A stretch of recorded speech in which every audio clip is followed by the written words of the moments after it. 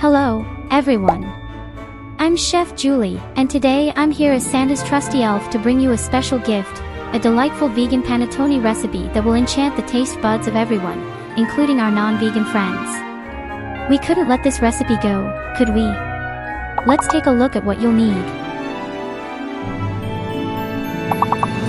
First, we activate the yeast with a bit of plant-based milk and sugar to create a fluffy and airy base.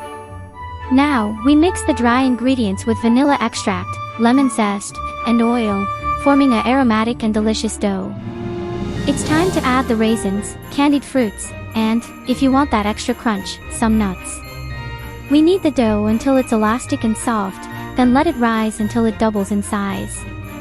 Now, with our risen panettone, we pop it in the preheated oven until it turns golden and wonderful. There it is. Our vegan panettone is ready to sweeten your Christmas with flavor and love. Liked it? Then give us a Christmas gift. Leave a like, subscribe to the channel, and share this video with everyone. From me, Santa's elf, and all of us in the kitchen, Merry Christmas and Buon Appetito.